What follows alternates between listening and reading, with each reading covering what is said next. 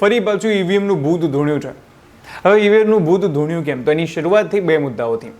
પહેલો મુદ્દો, Allan Maske tweet કર્યું અને કહ્યું કે ઈવીએમ હેક થઈ શકે છે. બીજો મુદ્દો શું છે? બીજો મુદ્દો એવો છે કે એક મુદ્દો સામે આવ્યો, કહેવામાં આવ્યું કે મોબાઈલની અંદર ઓટીપી આવ્યો અને મુંબઈની જે એક બેઠકની અંદર 48 મતોથી એક બેઠક ભાજપ જીત્યું છે, એની અંદર ઈવીએમના લીધે જે ઓટીપી છે, ઓટીપીના લીધે થઈને હેક થયું અને મતો બદલાઈ ગયા, આવી કંઈક વાત કરવામાં આવી. આ બંનેની અંદર કેટલી સત્યતા છે એના વિશે વાત કરીએ. તો જો ઈવીએમની વાત કરીએ તો ઈવીએમ એક એવી વસ્તુ છે જેની પર વારે ઘડીએ સવાલો ઉઠાવતા રહ્યા છે લોકો. હવે જે ઇન્ડી ગઠબંધન છે એની વાત કરીએ તો એમનું એવું માનવું છે કે જો એમની સરકાર બને, એમના લોકો જીતે ત્યાં સુધી ઈવીએમ બરાબર છે, પણ જો એમના લોકો નથી જીતતા તો એમને એવું લાગે છે કે ઈવીએમમાં ગડબડ છે. ચૂંટણી પંચ બિચારું સફાઈ આપીને થાકી જાય છે, ચેલેન્જ આપીને થાકી જાય છે કે આવો તમારી અંદર તાકાત હોય તો રાહુલ ગાંધી, અરવિંદ કેજરીવાલ, અખિલેશ યાદવ, જેટલા પણ લોકો, ધ્રુવ રાઠી, કોઈ પણ હોય, તમારી અંદર તાકાત હોય તો આવો, આ રહ્યું ઈવીએમ હેક કરીને બતાવો અમને.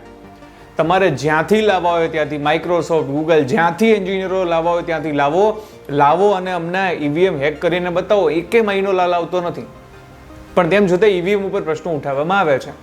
આ કોઈનો પક્ષ લેવાની વાત નથી, મુદ્દાની વાત છે. ચૂંટણી પંચ વારે ઘડી ડિટેલ ક્લેરિફિકેશન આપે છે કે ભાઈ આપણું જે ઈવીએમ છે એ સ્ટેન્ડ અલોન છે. હવે આપણે એલન મસ્ક વાળી વાત નહીં લઈએ તો એલન મસ્કે જે વાત કરી છે અમેરિકા ને એ બધા ઈવીએમ ઉપર કદાચ લાગુ પડી શકે છે, કારણ કે ત્યાંના ઈવીએમની અંદર ઇન્ટરનેટનો યુઝ થાય છે. ઇન્ટરનેટ એટલે જેની અંદરથી ડેટા ટ્રાન્સફર કરવા માટે કોઈ કનેક્ટિવિટી હોય, એ કનેક્ટિવિટીનો કોઈ યુઝ થાય છે. હવે જ્યારે ઇન્ડિયાનું ઈવીએમ છે સ્ટેન્ડ અલોન છે, આપણે ત્યાં સોર્સ કોડ નાખવામાં આવે છે. કોઈ પણ એક ઈવીએમ બને એની અંદર એક એનો સોર્સ કોડ હોય, એની અંદર તમામ ઇન્ફોર્મેશન ભેગી થાય, એ ડેટા કે ટ્રાન્સફર થઈ શકે એવી પોસિબિલિટીઝ જ નથી. તો અગર પોસિબિલિટીઝ જ નથી તો કેવી રીતના થાય? અને આખી procedure election commission of India any website ઉપર આપેલી છે કે ઈવીએમ કેવી રીતના જે છે અલગ અલગ જગ્યાએ મોકલવામાં આવે છે, અને પહેલેથી લઈને છેલ્લે સુધી બધી જ પ્રોસિજર કાં તો ગોપનીય હોય છે, કાં તો બધી પોલિટિકલ પાર્ટીઓના એજન્ટોને જોડે રાખીને કરવામાં આવે છે. જેટલા પણ ઈવીએમ ઉપર સીલ વાગે છે, જેટલી પણ મત ગણતરી થાય છે, દરેક જગ્યાએ દરેક પાર્ટીના પોલિંગ એજન્ટો અથવા તો કાઉન્ટિંગ વખતે એમના જે એજન્ટો છે હાજર જ હોય છે. પણ હવે આ તો વસ્તુ શું છે? વસ્તુ એવી છે કે યાર કોઈના ઉપર તો આરોપ નાખવો ને, એટલે છેવટે ઈવીએમ ઉપર આરોપ લગાવવામાં આવે છે. એવું નથી કે ઈવીએમ સાથે જે છે કંઈક કરવું શક્ય નથી, શક્ય છે, પણ ક્યારે છે એ ફિઝિકલી શક્ય છે. જેમ કે આપણે તે દાહોદમાં ઘટના થઈ હતી, એવી રીતના તમે ઈવીએમ સાથે છેડખાની કરી શકો છો. તમે જો ઈવીએમ કબજે કરી લો અને કેપ્ચર કરી લો, આવા કિસ્સાઓની અંદર પોસિબિલિટીઝ છે. પણ જો તમે એવું કહેતા હો કે એને હેક કરી નાખવામાં આવે, તમે એક બટન દબાવો અને વોટ બીજામાં જતા રહે, આવી વસ્તુઓ છે. તો આવી વસ્તુઓમાં ચૂંટણી પંચ સ્પષ્ટપણે કહે છે કે તમારી અંદર તાકાત હોય તો આવો, અને આજે પણ ચોખ્ખી છે.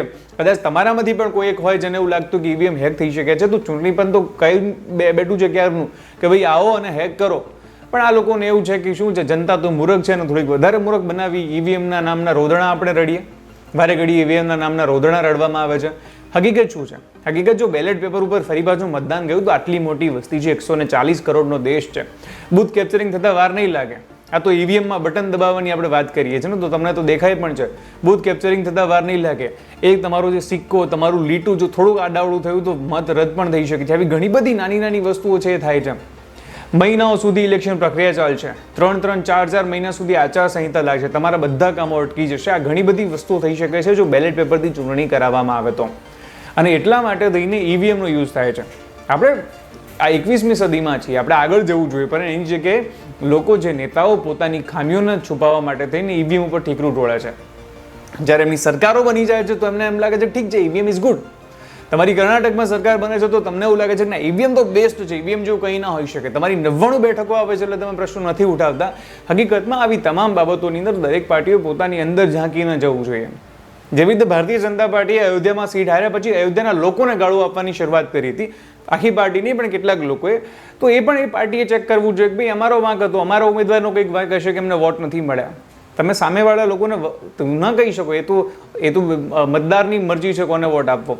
એમ કોંગ્રેસ કે વિપક્ષી પાર્ટીઓને પણ જોવું જોઈએ કે ઈવીએમ ઉપર ઠીકરું ઢોળ્યા કરતા આ જ ઈવીએમ છે જેમણે એમની સરકાર હિમાચલમાં બનાવી, આ જ ઈવીએમ છે જેમણે એમની સરકાર કર્ણાટકમાં બનાવી, તેલંગાણામાં બનાવી, તો એના ઉપર ઠીકરું ફોડ્યા કરતા આપણે આપણું કામ કરીએ અને થોડાક મજબૂતીથી લોકોના મુદ્દા ઉપાડીએ ને, તો આના કરતાં વધારે આપણને વોટ મળી શકે એમ છે. સિમ્પલ વસ્તુ છે. ભણેલા ગણેલા નેતાઓ પણ જ્યારે આવી વાત કરે ત્યારે એમ લાગે કે ખરેખર તમે કઈ વાત કરી રહ્યા છો, શું કહી રહ્યા છો.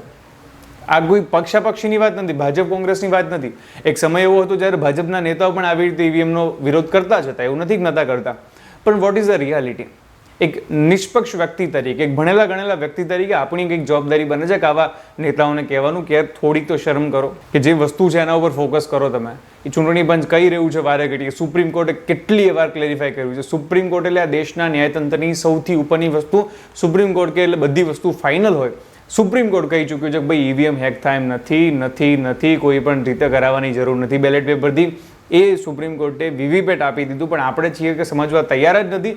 અને નેતાઓ તો પ્રજાને મૂર્ખ જ માની બેઠા છે. એમને એમ છે કે અમે આ ગાણું ગાયે કરીશું, એક જ જૂઠ 100 વાર બોલીશું એટલે લોકો માની જશે. પણ દર વખતે એવું નથી હોતું. પરિણામે બે જે ન્યૂઝપેપરો છે એમને પણ ચૂંટણી પંચે બદનક્ષીની નોટિસ મોકલી છે.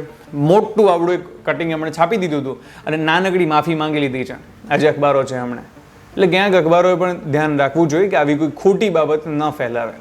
કદાચ જો કોઈ વાર કોઈ પાર્ટીના નેતા, કોઈ પણ વ્યક્તિ જો ઈવીએમને હેક કરવામાં સફળ બનશે તો ચૂંટણી પંચ ઉપર સૌથી પહેલાં સવાલ ઉઠાવવા માટે થઈને મીડિયા અને અમે બધા પહેલાં હોઈશું. પણ જ્યાં સુધી કંઈ નથી તો ત્યાં સુધી શું કામ પેટ ચોળીને ચૂંક ઊભી કરવી છે? એટલા માટે આવી પાર્ટીઓએ પણ સમજવું, થોડાક સ્માર્ટ થઈ જાવ. મતદારો હવે સ્માર્ટ થઈ ગયા છે, ઈવીએમના ગતકડામાં પડે એમ હવે નથી.